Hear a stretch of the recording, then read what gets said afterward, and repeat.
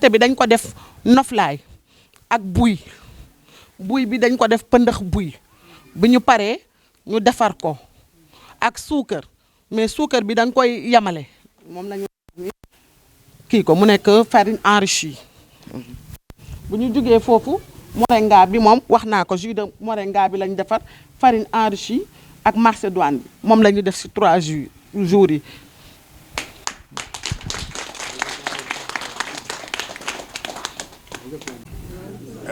du nuyu waa Jonge du nuyu ñëpp ñu xam ne daal dañ lañ teewal fii vraiment seen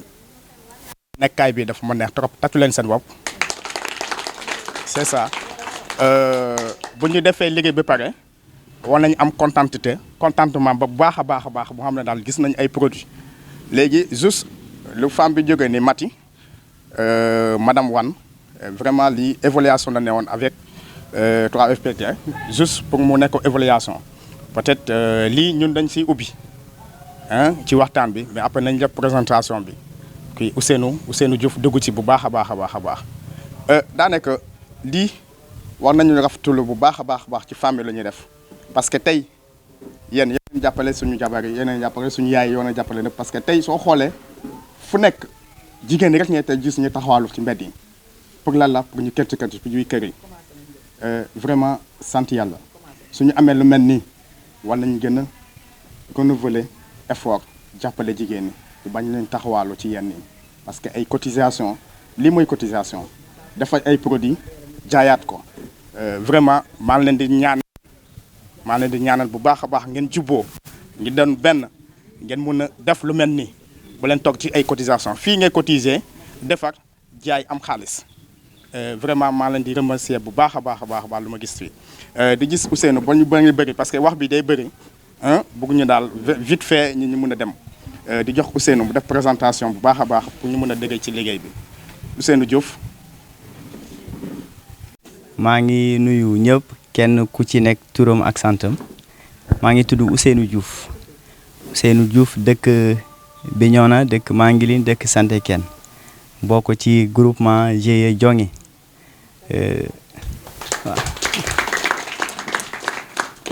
may nuyu ñëpp ñi fi toog ci table bi di nuyu le formateur monsieur Mbaye Paul Jean vous avez mes salutations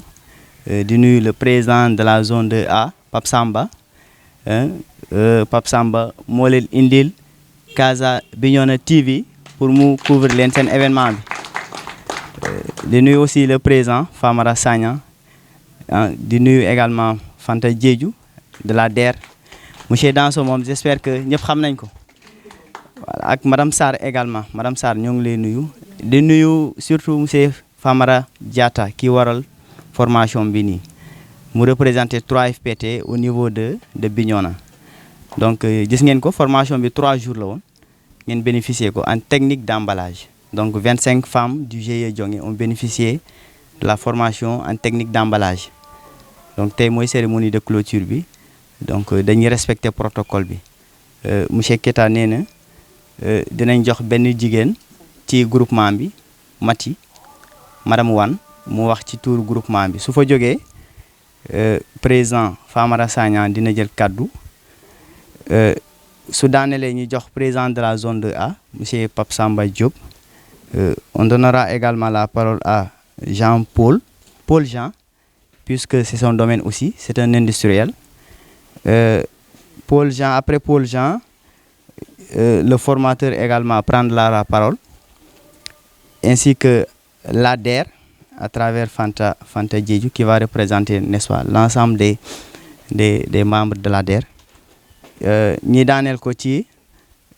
monsieur Famara Diatta mi toog fii représenté 3FPT fii Bignona ñoo ngi xaar également arrivé conseil départemental Rabia Diémé chargé de l'entrepreneuriat mu ngi ci yoon ndax dina ko fekkee ou pas su ko fekkee moom dina wax au nom du conseil départemental donc sans plus tarder dañuy jox kaddu bi madame Wane mu wax au nom du GIE Jonge nu mu gisee appréciation ci formation wa rahmatullah suñu gan yi maa ngi leen di nuyu yéen ñëpp ku ci nekk ak ci turam ak santam di leen naan maa ngi fi ñëw ci turu GIE Jonge bu ma jugee foofu maa ngi nuyu suñu formateur bi monsieur Mbaye ndax moo ñu formé laabire ñu waaw dafa ñëw maaseeg ñun laabire ñu yaatal xolam ba xam-xam bi ñu mën koo am ñu ngi koy remercier bu ñu jugee foofu ñu ngi remercier suñu partenaires yi mooy 3FPT ñoom ñi nga xamee ne ñoo ñëw yéene ñu formation bi jox ñu ko di nuyu ñi fi nekk ñëpp ku nekk ak seen tur ak seen sant di leen remercier. Je parle au nom du groupement Jonge ñun waa Jonge ñu ngi leen di remercier te di leen xamal ni liggéey rek moo ñu ñor bëgg nañ liggéey lool bëgg nañ ko torop mais xëy na loxo moo jotewul occasion la tey pour ñu wax leen suñuy ay member suñuy ay mëbët ñun Jonge dañoo bëgg liggéey mais amuñu ñu jàppale te bëggoon nañu am ñu jàppale bëggoon nañu am ñu accompagner ñu financièrement accompagner ñu physiquement accompagner ñu ci matériel ndax ñun rek loolu rek la ñu bëgg ndax jigéen bu nekk bëgg nga liggéey ndax boo liggéeyee ndax jigéen moom jar naa jàppale ndax lépp lu mu am ca njaboot ba la koy yóbbu kon ñun jar nañoo jàppale du caagante nag ni waa Bignona bëgguñu liggéey wala bëgguñoo financement mais bëgg nañ ko mais dëkk bi doo xam naka ngay demee ni bëgg nañ liggéey mais doo xam nooy demee ndax jël xaalisu jàmbur te xamoo noo koy liggéeyee mu des sa loxo day metti waaye lii yoonu yokkute la ndax ni ngeen ñu wanee ni formation bi waaw day tax bu ñu amee financement ñu xam yoon bi naka la loolu tamit ñu ngi leen siy remercier waaye bëgguñu ngeen yam fii bëgg nañu ngeen bëgg ñoo accompagner parce que amuñu accompagnement amuñu localité bu ñu koy defee bu ma jógee foofu ñu ngi remercier la famille Camara ñoom ñi nga xam ne ñoo ñu abal seen localité bi waaw la famille Camara ba pare remercier partenaires yi ñëw di remercier ñam Abouba ak ñam monsieur ki Ousseynou Diouf ñoom ñi fi indi di remercier monsieur Mbaye mi nga xam ne moo ñu yaatal du loolu la ok merci. Voilà, nous rappelons que madame dañuy rappeler ni que Jonge c'est la 3e session de formation à travers le 3FPT. Elles ont bénéficié d'une session de formation en transformation des fruits et légumes et en savonnerie. Donc c'est la 3e session de formation qu'elles bénéficient, n'est-ce pas? Donc madame Wane, vraiment merci beaucoup. Dañuy jox cadeau bi le président de l'AIC qui va parler au nom de toute l'AIC, monsieur Famara Sagna.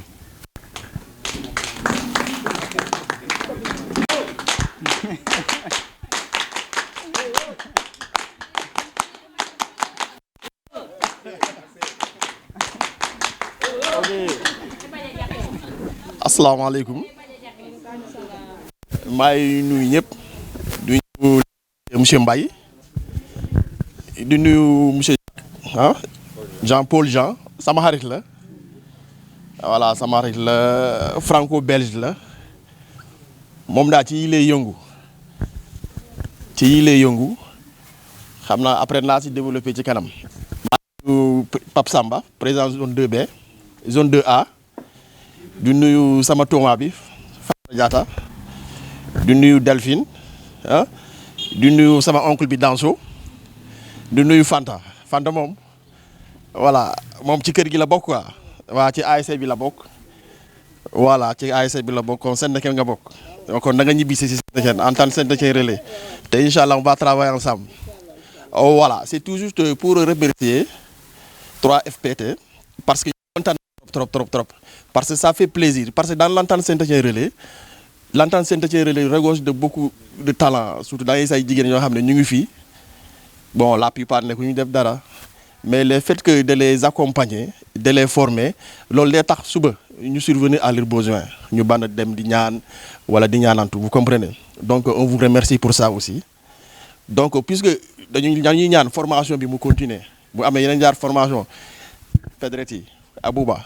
ngeen yaar yeneen jaar formation pour suñu tante yi suñu yaay yi suñu jigéen yi loolu lañu ñaan ñun en tant que Saint-Étienne relais lañu am vous comprenez donc formation bi ñoom bu ñu demee ba former xale jigéen suñu yaay yi suñu tante yi suñu jigéen yi suñu sœur yi Fanta, les femmes auront besoin de financement. Hein? Vous comprenez? Xam nga ku ñu dem ba former pour te relancer pour nga def sa business tu auras besoin d'argent. Donc il faut nga jàpp ci yow yàlla dafa indi fii pour nga jàppale ñii man de duma la bàyyi de waaw man duma la bàyyi voilà dinaa def tout pour nga financer ñii parce que ñun ñii lañ am ñii ñooy suñu sœur ñii ñooy suñu yaay kon ngir yàlla il faut nga jàpp ci gox gi nga bokk donc il faut vraiment nga wane sa bopp ñu xam ne Fanta fii la bokk ñu tiitaru la ñu lañ ainsi yow la ñu tiitaru yaa ngi ñoom vie dangereux parce que ci koñ mi ngeen bokk kon ngir yàlla il faut ngeen taxaw suñu jigéen ñi boo leen taxaw suñu jigéen ñi ñun de ñu ngi sa ginnaaw loo bëgg rek ñu jàppale la parce que ñun ñii lañ am je ne sais pas si vous comprenez voilà. Ok, merci.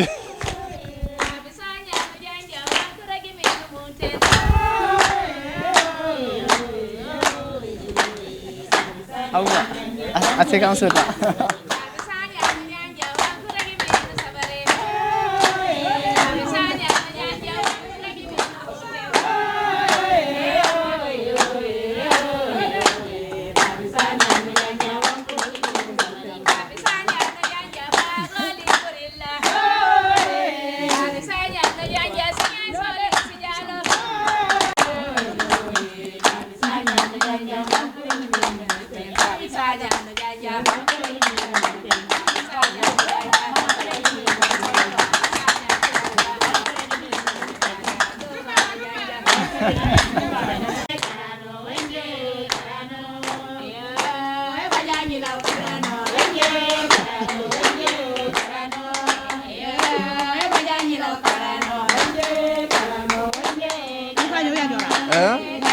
Ko mi bali ñam ni jëm yokku la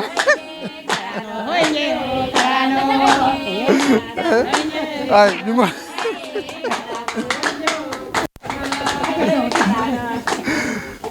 salaamaaleykum maa lay nuyu yéen yëpp waa Jonge di leen merci beaucoup vraiment félicitations ci li ngeen jógee di def balaa loolu dinaa nuyu ñi nga xamee ñoo fi toog fii nii di nuyu seen formateur bi parce que en 3 jours nga formé tey ay femmes pour ñu def lii nii doonu lu yomb mais xam naa ne ci xam-xamam ak taxawaayam bi moo tax ngeen def lii nii donc jar nañ ñu koy nuyu di koy sant ci loolu bu ma fi jógee ma nuyu seen président ASC Saint-Étienne nga xam ne moom dafa doon nit ki nga xam ne moom n'importe quelle heure nga woo ko da lay wuyu taxawaayam bi moo tax ñun ñi ñeme tey di dugg ci ASC Saint-Étienne bu ñuy ñëwee daf ñu tijji bunt yi yëpp te tax na peut-être ñeneen ñoo ko xamul mais man fii mooy sama kër fii fu ma nekk nii fu mooy sama kër Camaracounda la donc Saint-Étienne laa si dëkk bokk naa ci bu ma ci paree ma nuyu waa DER ma nuyu madame Fanta di koy ne ñun lii la ñu soxla te lii la ñu namm xam naa mu doon tey tijjeeku buntu tijjeeku mais tax na bokk na si li nga xam ne moom mooy programme zone 2A parce que dañuy ne tey bu ñu ne navétane du jeunesse si kese ñooy dem ci football mais suñu yaay yi nii man bu ma amul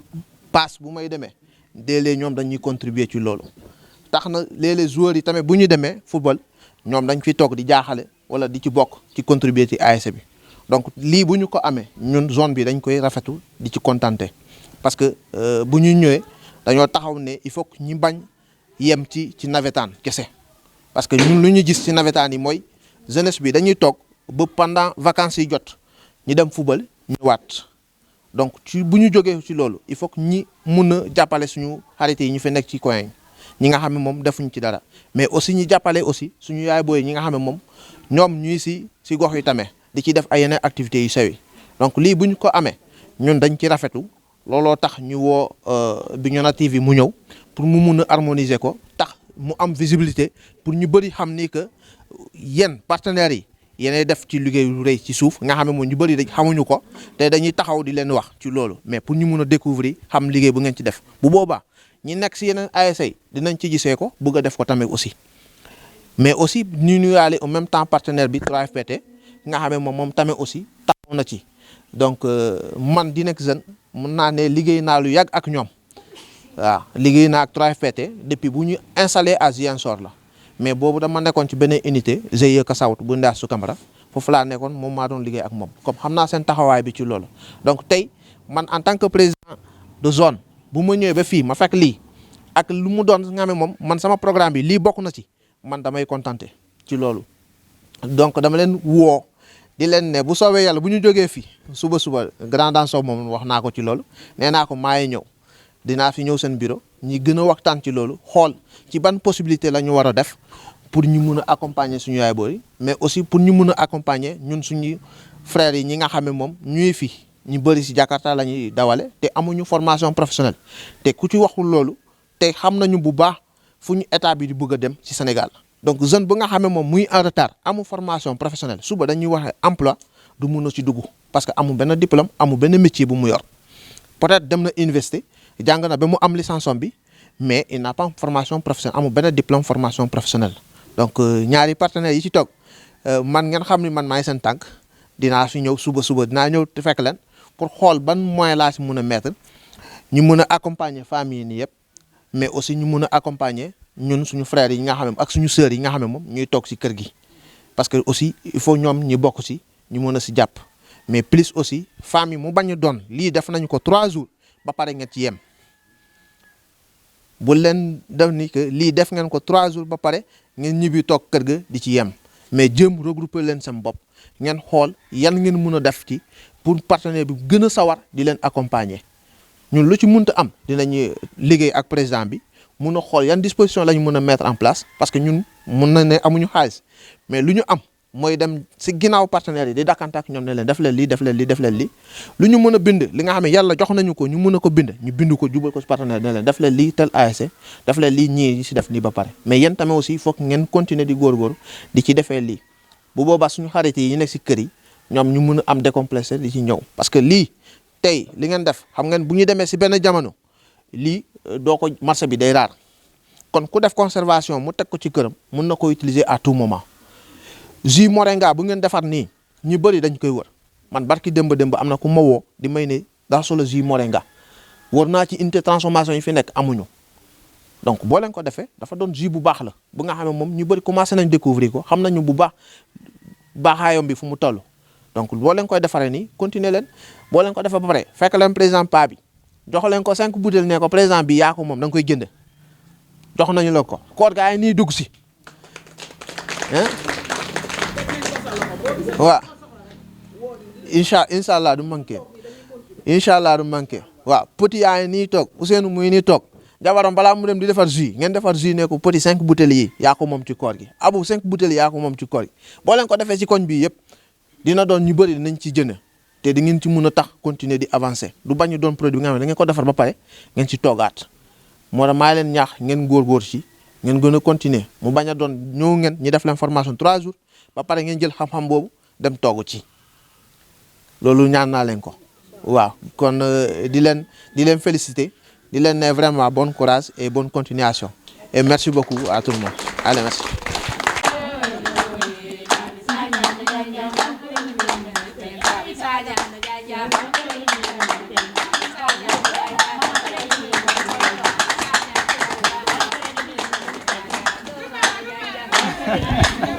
Faire votre connaissance. Donc, alhamdoulilah, je suis vraiment heureux d'être parmi vous. Particulièrement concernant la transformation des produits locaux, c'est ma spécialité. Je suis venu ici justement pour découvrir et chercher des débouchés et heureusement, par la grâce de Dieu, grâce à Papi Sagna, les autorités locales, la plateforme, Diop et d'autres, j'ai trouvé des débouchés. Je vais pouvoir m'installer ici, Inch'Allah, dans 2 mois ou 3, le temps de finir des démarches en Europe pour pouvoir venir transformer les matières premières locales comme vous, mais avec ma façon, parce que je suis issu d'une famille industrielle Donc j'ai des méthodes de fabrication différentes qui sont basées sur le développement rapide. Donc c'est ce qu'il faut. J'aimerais transmettre ça petit à petit à chacune d'entre vous, en tout cas celles qui ont la fibre entrepreneuriale, qui voudraient bien se développer. Parce qu'il y a tout ici en Casamance pour réussir. Hein. Il faut trouver des locaux, comme vous disiez. C'est vrai. Il faut un peu de financement. Il y a des organismes comme... voilà. Comment ça s'appelle votre organisme ? DR, voilà. Ils font des prêts à taux...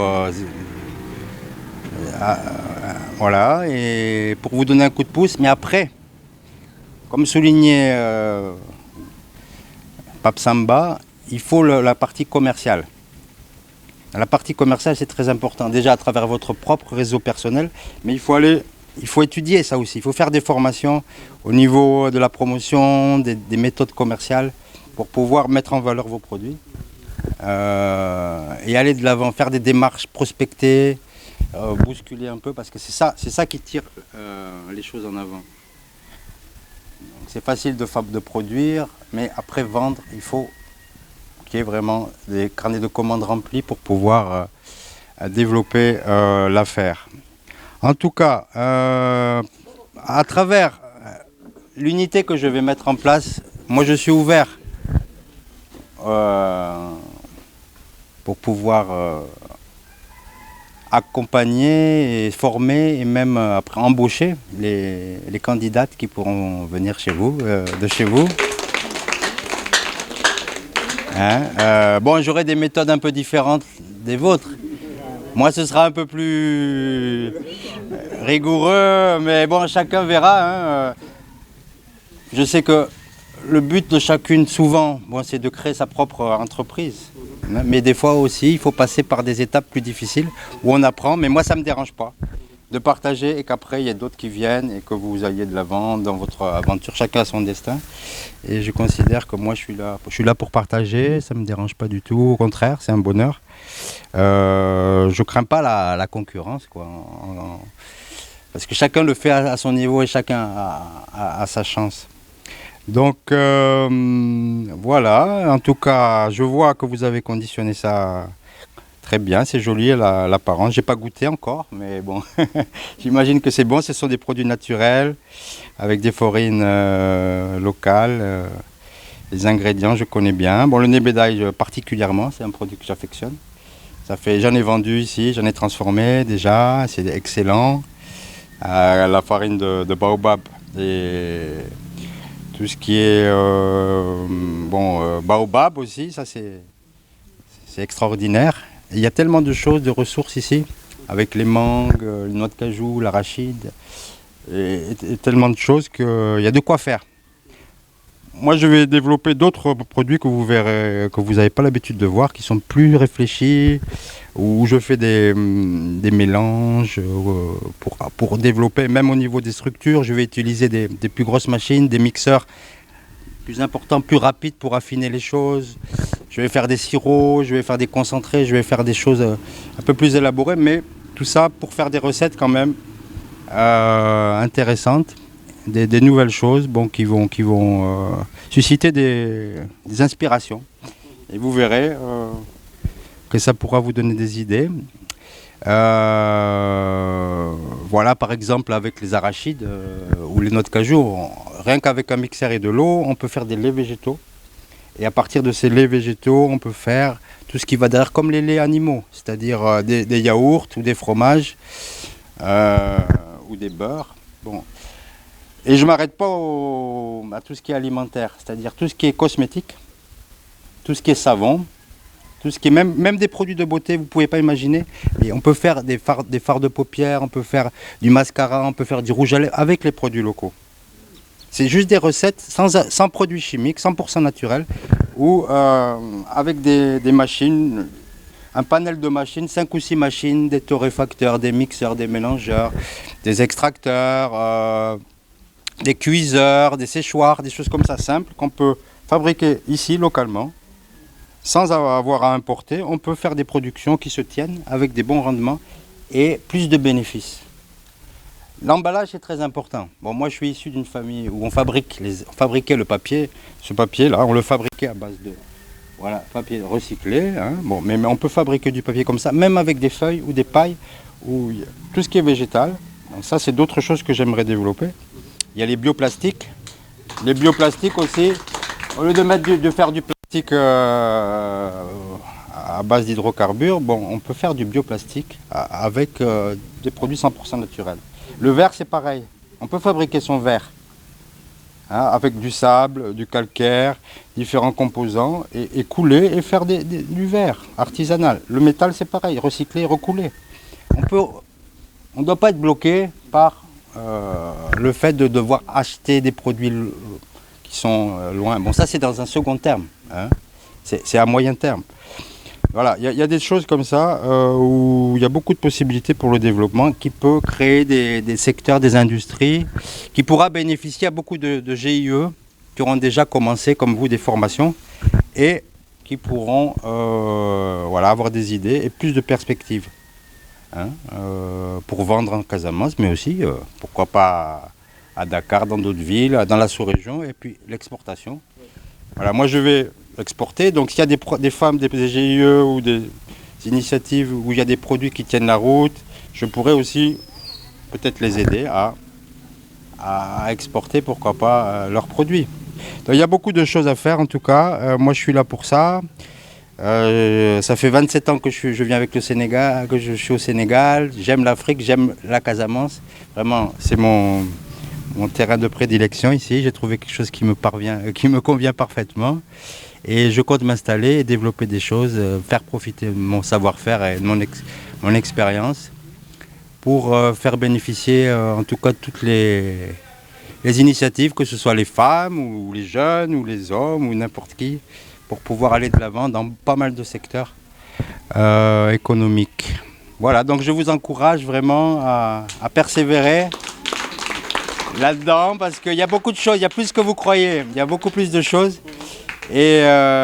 j'essaierai en tout cas de vous montrer le mieux possible dans l'avenir les possibilités qu'il peut y avoir. Voilà.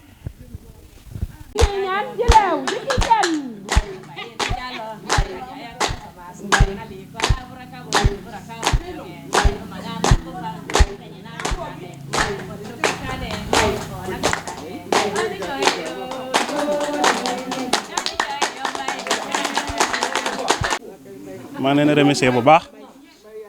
di remercier bu baax monsieur Diouf moom muy jox parole bi di nuyu di ziar bu baax a baax képp ku fi teew dalee ko ci représentant 3PT muy monsieur Diatta di nuyu bu baax les représentants de la du DER mooy comment encore Fanta et les autres di nuyu bu baax président jaune bi ak président AIC bi monsieur Jean-Paul notre doyen. Je vous remercie bu baax vraiment yaakaar nañ ne on aura des collaborations wax dëgg yàlla parce que yaakaar naa ne expertise bi l'expertise et la connaissance aussi tamit yéen ñu koy pare ñun nous sommes des jeunes étudiants et wax dëgg yàlla nous serons ravis d'apprendre et wax dëgg yàlla sur votre expérience donc je vous remercie man nuñ ko waxee rek maa ngi tudd Daouda Mbaye ñëw tey fii wala ci 3 jours yi defal formation ci le GIE jonge sur les techniques d'emballage. Cela veut dire que quels sont les emballages compatibles et adaptés qu'on doit utiliser après production. Soo defee production ba pare yan emballage nga war a utiliser emballage yoo xamante sont des emballages adaptés ak produit bu nga defar ba nga xamante dina mën a conserver ce produit lu yàgg mën koy éviter lépp loo xam ne contamination la wala agent extérieur mën ko yàq loolu moo nekkoon suñ formation sur les techniques d'emballage. Aussi tamit les informations obligatoires et utiles qui doivent figurer sur l'emballage. Information yoo xamante ni war na ci figurer war nay nekk ci kaw emballage bi information obligatoire par la force entreprise boo dem soo xoolee emballage am da nga gis les informations obligatoires yoo xam ne war na ciy nekk ak information utile du jar ñi ñëw ci détail parce que temps bi mayoon ñu ko. ci 3 jours loolu lañ def bu ñëwee ba ci dernier jour bi on a jugé nécessaire de faire une petite production jàngal leen comme que suñuy yaay lañ may leen ci certains produits yoo xamante ni dinañ ko mën a yóbbu ndax suñ bëgg a def ëllëg transformation mu mën leen dimbale bu baax. bon en gros loolu lañ def 3 jours yi wax dëgg yàlla ñu ngi leen di jaajëfal bu baax ay femmes yu jàmbaar lañ ñu bëgg xam-xam lañ te tamit wax dëgg yàlla ñu jar a jàppale lañ en tant que wax dëgg yàlla en tant que représentant légal de l'État muy waa 3PT waa DER ñu ngi leen di wax bu baax na ngeen jàppale suñu yaay yi ay jàmbaar lañ ay góor lañ liggéey rek leen ñor foo génn ci Sénégal wala foo génn ci mbedd bi ñoom ngay gis ñi ngi nekk di daw heure bu nekk di ñaq ngir sonn yóbbul seen njaboot yóbbul seen famille liggéey rek leen ñor ku leen jàppale jàppale nga réew ku leen jàppale jàppale nga dëkk ku leen jàppale jàppale nga kër ndax jigéen jigéen ak ndaw mooy premier secteur développement jigéen wax nañ ne mooy première école ci kër nan la nekkee première école ci lii maanaam day jàngal sa doom liggéey da ngay jàngal sa doom liggéey ak yar bu baax ci lépp daal ndax liggéey moo yor lépp dañ toll ci jamono boo xam ne jamono de l'entrepreneuriat la et professionnel monde professionnel lañ toll ak l'entrepreneuriat donc ñoom ci loolu lañ nekk yëngatu moo tax da ngeen leen fi jàppale bu baax ci gannaaw maa ngi koy wax jaata ne ko jàppale leen ci local de production un local de production boo xamante ni c'est un local de production adapté avec les règles d'hygiène et de sécurité de l'aliment parce que en QACSE li ñuy wax la règle des 5 M monsieur Jean-Paul vous le connaissez comment la règle des 5 M peut-être matériels yi y en a ici des matériels am na mais doyul aussi le milieu n'est pas bien adapté xam nga fii ce n'est pas un milieu adapté pour transformation des produits alimentaires on l'a pas respecté donc loolu war nga ni ci jàppale ba un local de production bien adapté moo tax yéen daal na ngeen leen jàppale loolu ci baax dëgg la yéen a ngi def mais ngeen gën a def yokk ndax ku leen jàppale rek wax dëgg yàlla réew mi dina jëm kanam te yéen moom wax dëgg yàlla fi ngeen dëkk te xam nañ ne état bu bees bi loolu rek nekk seen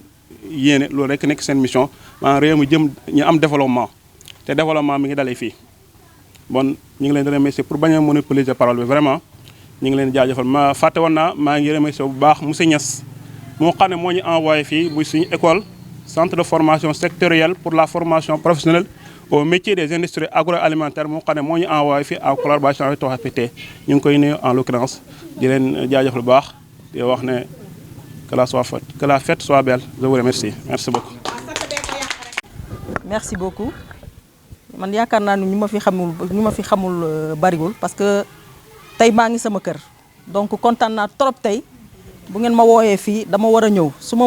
ñëwul dama war a ñëw su ma ñëwee dama war a ñëw parce que fii sama cosaan fii la voilà donc pour ñu ma xamul mën naa présenter wu maa ngi tudd Fanta Diédhiou chef d'antenne de la DER de Bignona voilà donc d'abord ma leen di féliciter yéen jigéen ñi parce que li ma fi gis vraiment daf ma séduire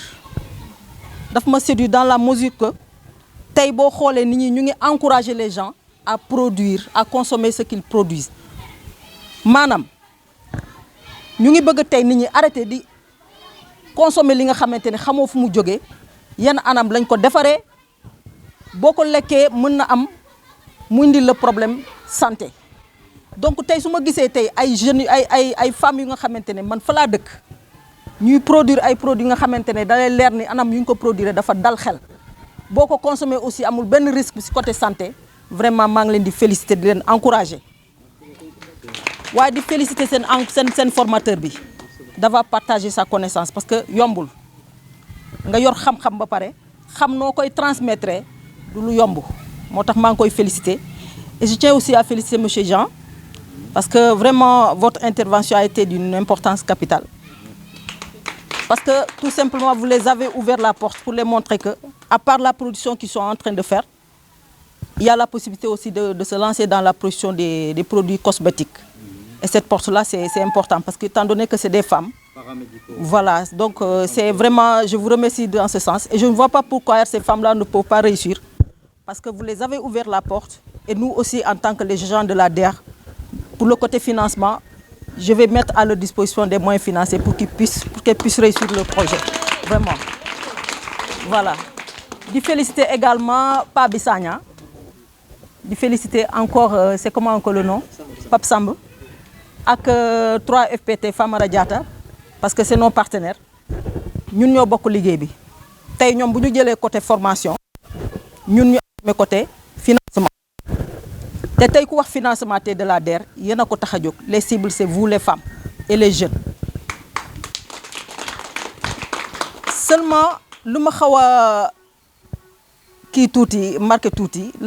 bon neexuma daal tey maa ngi recevoir benn fiche boo xamante ne maa ngi doon waxtaan ak sama collègue bi li ma gis tey neexuma pour le département de Bignona, ça je vous le dis hein. Parce que tout simplement fiche bi dañ ma won ñan ñoo jot financement ci Sénégal yëpp mais boo xoolee côté Bignona amul même pas 5 tandis que dans d'autres localités dans d'autres départements da ngay gis des centaines de personnes mais Bignona mënul am 5 te Bignona ñu am 5 ñu am financement boobu amul même pas ku passé 9 millions. Tandis que dans d'autres localités da ngay gis ay millions yu bari yu ñuy joxe ay plus de 15 millions mais Bignona dañu ragal pourquoi. Donc tey su ma gisee ay nit yu déterminé wu comme yéen ñu engagé wu comme ñen c'est de mon devoir te sama fierté la pour jàppale leen fii moom amul sax négociation dinaa si taxaw comme li ma mën parce que samay mbokk ngeen fii laa dëkk. Donc du lu ngeen xamante ne da ngeen may ñaan lii force la du ñaan war naa si jàpp donc bu leen ragal maa ngi seen ginnaaw. Lu jëm ci côté financement bu soobee yàlla wax ngeen lu ngeen soxla ay côté un local bi nga xamante ne yéen a ko mal seen bopp am ay matériels yi ngeen soxla bu leen ragal saa ngeen paree toog leen ngeen calculer lan ak lan ngeen énumérer lu ngeen xamante ne loolu mooy seen besoin ngeen indil ma ko buñ ko mënee monter sous forme de business plan dinañu xool naka la ñuy def ensemble ba nekk en règle financement bu ñëwee ngeen gis ci seen bopp comme seen morom yëpp parce que tey. jigéen yi man bëgg naa jigéen yi nga xamante ne tey ñooy defar seen produit di ko jaay Dakar bëgg naa suba département de Bignona mu doon yéen yóbbu seen produit comme bu foire amee ngeen yóbbu ko te dinaa si taxaw dinaa leen encadrer ba suba seen produit même pas fii Bignona mais Dakar aussi dinañ ko xam bu soobee yàlla. Parce que DER dafay encadrer nit ñi si côté boobu du financement kese de mais accompagnement non financier DER da koy def. mooy maanaam boo déggee non financier lu bokkut ak financement da lay won naka la ngay amee sa kayit bu dee dafa laaj kayit DER dina encadrer won na naka ngay amee kayit pour que nga nekk en règle bu fekkente ne pour am nga defal nga sa produit ba pare soxla nga écoulement bon Jean won na leen talal na leen loxo ci beneen côté bi nga xamante ne ci côté conditionnement bi dina leen gën a corriger pour ngeen mën a am conditionnement boo xamante ne bu adéquat bu nga xamante ne bu ëllëgee bu ngeen amee ay concurrents yéen seen produit forcément ñu mën koo commercialiser dans de très bonnes conditions. DER aussi comme ma wax ci côté écoulement da leen di dimbale ci loolu wutal leen ay partenaires yi nga xamante ne mën nañu ñëw ne par exemple man femmes yi nga xamante ne yu nekk Bignona te ñu tudd GIE jot seen produit bëgg na chaque fois bu ñu produire nañ ma indil par exemple tant de kilos soxla naa ko chaque mois wala chaque semaine mën na si taxaw. Voilà donc bu leen ragal maa ngi seen ginnaaw antenne baa ngi fi DER à tout moment bu ngeen ñëwee dinaa si jàpp si lu ma mën voilà merci beaucoup et encore une fois félicitations merci.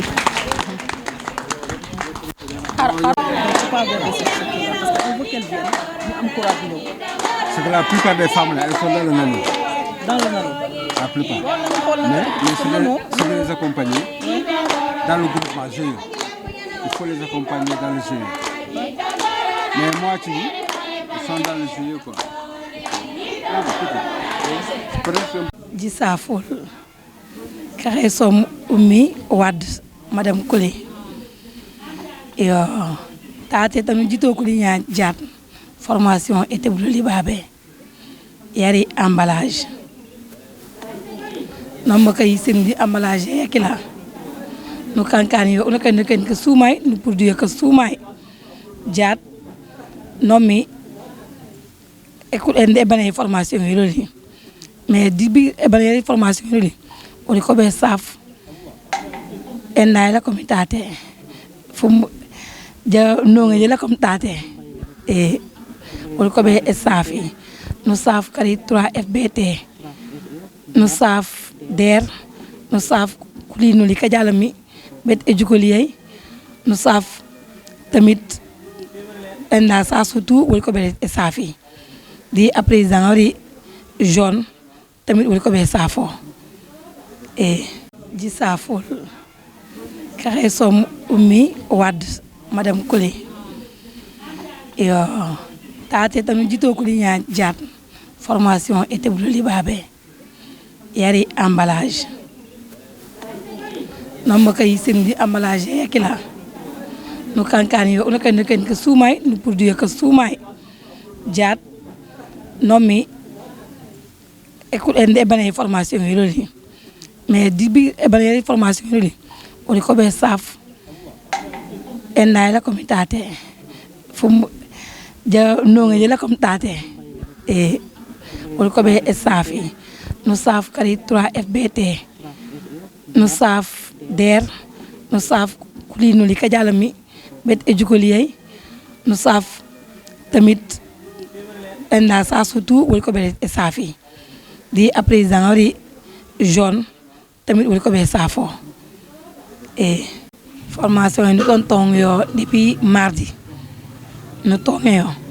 3 jours nous baje formation depuis mardi nous tontons yo manu banjar si bir formation yi la ah o yegut ben choono parce que informaticien wala li a jalo ja kanu li ko soumay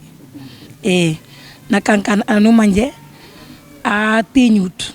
a jalo na wala noro mana rewor di wali manu kan formation yi yok ubani yo jat beka benendo uba jat bul ko be kan yo jeye de bul ko di brok yo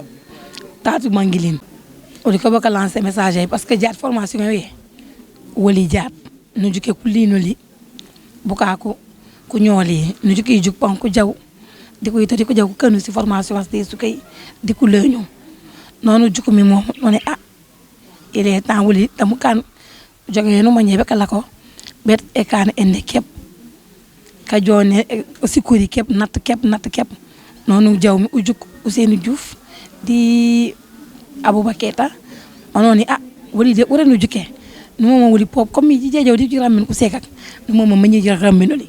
o mama bo ku balu di ku sek de ko kan ko mo mulu kami bi ko ubaj formation ye ko pop di ko to mon ko kan de aw be kala ko to ni tokoli to aw jebet e nges wonu kan manu ulu bajo ko pop ku ni ko juguli ja ko cengoli ja man expliquer man kammi bi ko ulu bajo man ko pop ku jaw ku kan ne woli parce que nya uji be kala ko to nya e kan ci tour kep da do nya isuke ha eteñi bare aw so fi ci formation so ene pan ci gumbur ci tour sa menge ba tek ba menge parce que jaat asé kanu san o mom manu goror defena let e man kala ko to tinte kon kep man uri kamor woli ñeyo yoy bambandi woli o mom man tout temps ka goror o mom man nak jamono ba ñaa formation yi jike na jaal jaxani kajam woli be nga asalaamaaleykum nuyu naa ñëpp seen tur ak seen sant maa ngi tudd Salimata Cissé madame Sané ñu ngi fii Mangiline Bignona Mangiline Saint-Étienne dañoo ñëw participer ci formation bi ñu am te ñu ngi koy rafetlu trop kontaan nañu du ñu ñaan nag yal na fi bari bu mu yem fii rek yal na fi bari waaw kontaan nañu trop nag moo ñu fi boole woon tey jii formation bi daanaka ñetti fan lañ ko def waaye sant yàlla boo gisee ma ne sant yàlla rek ki ñu ko njëkk a defal mooy monsieur Mbaye ñu ngi koy sant trop ndax ñetti fan jàngal ci ay jigéen ñetti fan laa la wax de jàngal ci ay jigéen yomb na yombul waaye ñu ko koy sant bu baax monsieur Mbaye jàmbaar la ubbil nañu yaatu na wan nañu lépp xam-xam bi mu xam yëpp lu mu waxanteeg ñu def nañu ko ba may ñu bonus xam nga loolu sant yàlla la waaw ñu ngi koy fay ñu ngi koy ñaanal moom itam yal na am yoonu yokkute yu bare amuñu ci benn difficulté nag wax dëgg yàlla gannaaw yàlla ngir moom amuñu benn difficulté. formation moom xam nga lu olof Njaay du wax rek loo xam-xam ma demba mag demba gën laa xam demba ñun dëgg la xam nañ ko waaye moom lu ñu yokkal ñun boobu xamuñu ko wax dëgg yàlla am na lu ñu yokkal yoo xam ne moom xamuñu ko woon surtout ci kii de farine enrichie bi. wax dëgg yàlla won nañu tey loo xam ne moom farine enrichie boobu mag dina ko lekk xale bu xiiboon dina ko lekk wak mag 3e âge mën na ko lekk am nañ ci xam-xam yu bare wax dëgg yàlla macha allah kontaan nañ ci trop amuñu ci benn jafe-jafe ak moom. ak moom la ñu yàgg def sax ñun entreprise lañu GIE lañu dañoo yàgg booloo di liggéey ñun moom la ñu bëgg ku ñu jàppale ñu booloo di liggéey jàppale ñu ci lan fu ñu benn maanaam kër bu ñu toog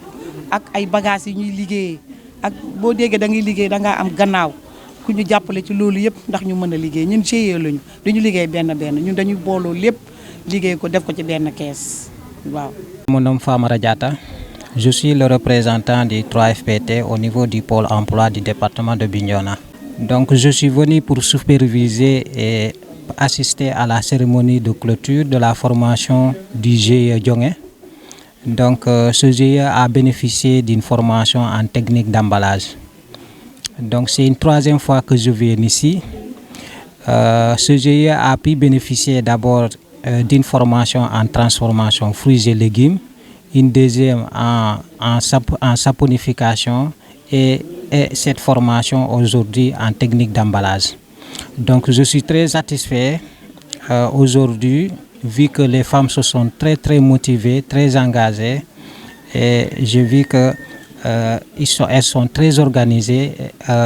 et bien satisfaites de cette formation. D'abord, c'est dire tout simplement que le 3FPT, d'abord, c'est le fonds de financement de la formation professionnelle et technique. Donc c'est un fonds qui a été créé par l'État du Sénégal. Et c'est Manene Thiam, Madame Thiam, qui est la coordinatrice au niveau du pôle sud, au niveau du pôle sud Ziguinchor. Donc c'est par son biais que moi je suis là. Donc je suis venu pour représenter le 3FPT à travers ces 3 guichets. Donc ces femmes-là ont bénéficié d'un guichet qui s'appelle Financement des organisations professionnelles.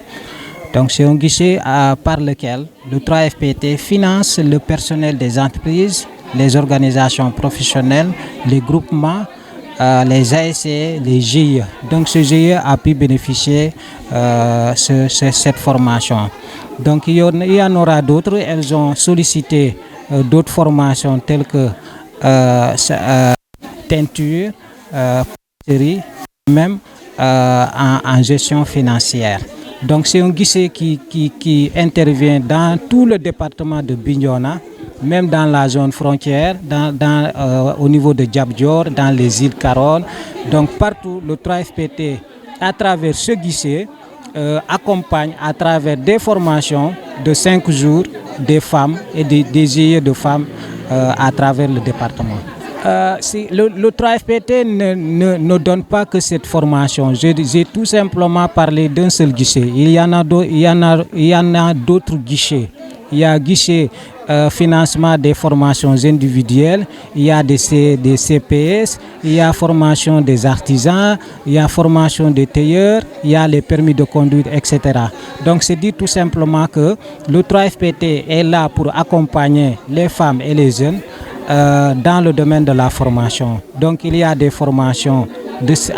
initiales, de longue durée et même que des formations accélérées. Donc le 3FPT ouvre ses portes à tout le monde, surtout les jeunes et les femmes qui veulent avoir des métiers. Donc c'est ce message que je voudrais délivrer à la population de Bignona. Le nom c'est Fanta Diédiou.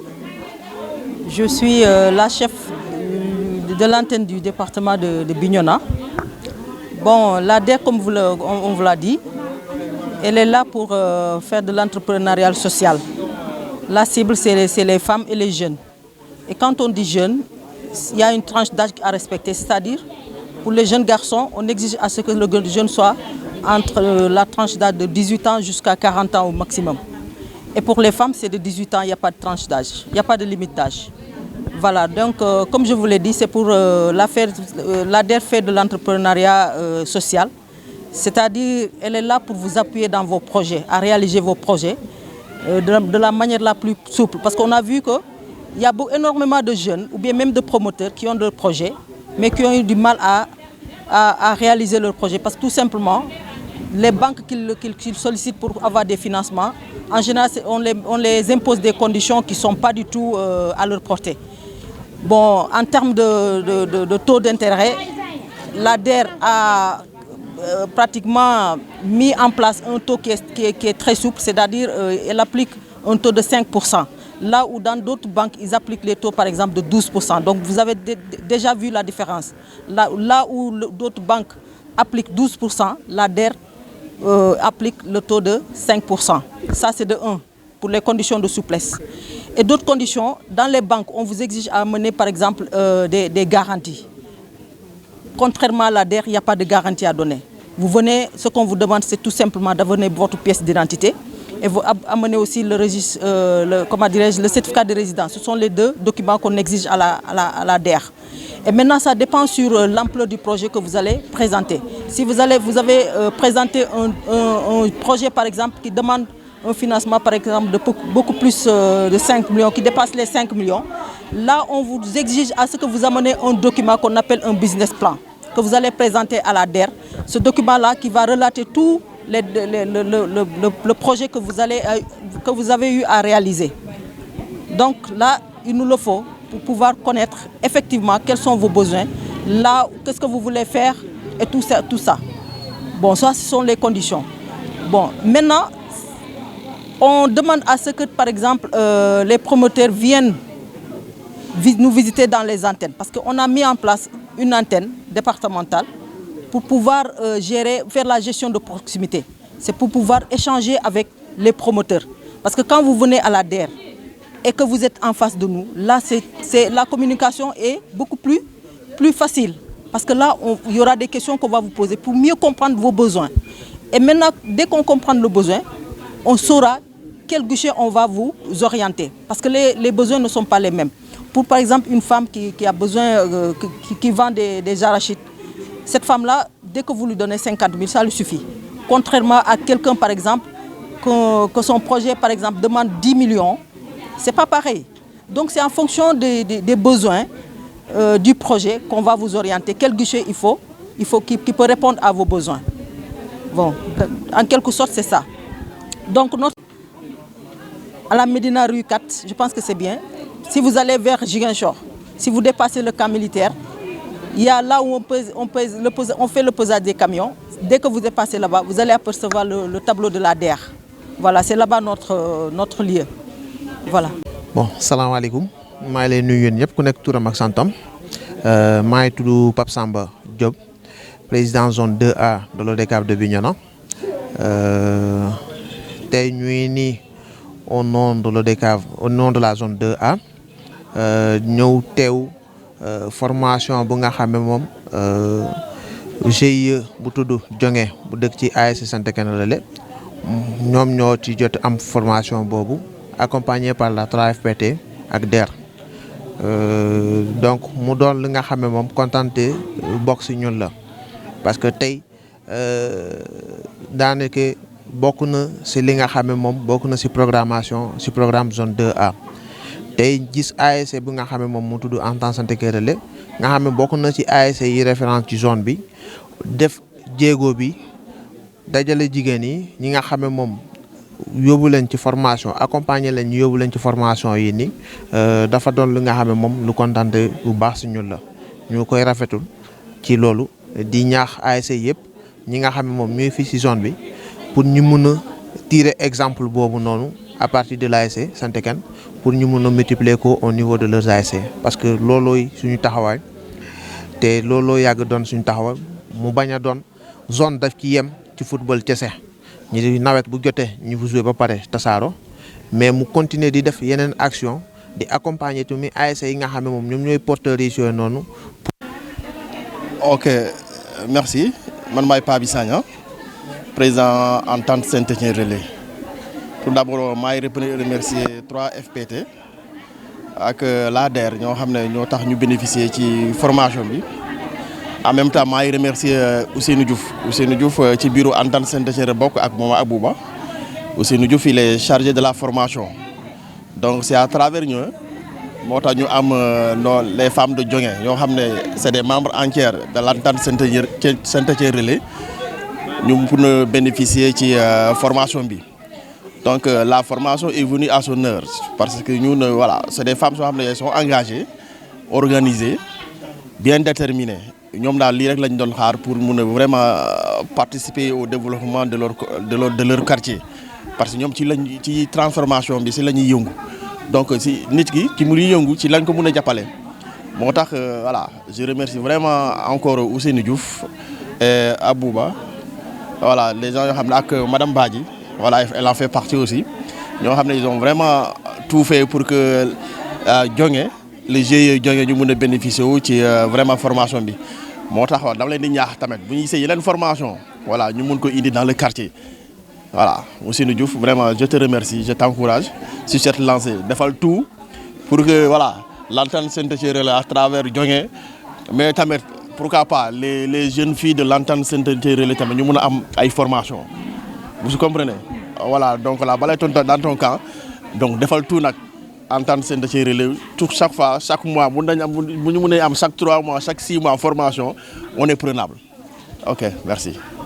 Diouf Ousseynou Diouf formateur de profession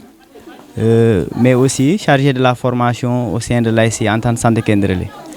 voilà di rafetlu vraiment formation bu nga xamante ne waa Diongué GIE Diongué nekk ci biir ASC bi moom lañ jógee def sànq donc ñu ngi remercier 3FPT ñi nga xamante ne dañuy wax formalisation formation donc suñu waxee ñaar yooyu liñ ciy teg mooy financement donc gis ngeen fii DER am nañ fi taxawaay bu rëy donc dans les jours à venir dinañ étudier avec la DER ensemble comment financer ces femmes pour que lépp li nga xamante ne moom mooy seen jafe-jafe ñu mën ko saafara donc di répondre question président aussi sama bëgg-bëgg en tant que chargé de la formation au sein de l'ASC mooy former jeunesse bi surtout di leen wax ni que suñu jógee ci weeru koor incha allah jeunesse ASC bi dina bénéficier formation en élevage des moutons élevage poulet de chair ak élevage poulet local déjà c'est calé avec comme partenaire NMA donc ci loolu ñu ngi remercier monsieur Kaken Koli ci taxawaayam donc je pense que ça sera vers le mois de mai suñ fa jógee aussi dinañ former jeunesse bi ci wàllu maraîchage donc pour vous dire que am na lu bëri lu nekk suñu feuille de route bi nga xamante ne comme mandat bi 4 ans la bëgg nañ chaque année au moins ASC bi bénéficier ay 3 voire 4 formations te dinañ ci taxaw incha allah waaw merci beaucoup.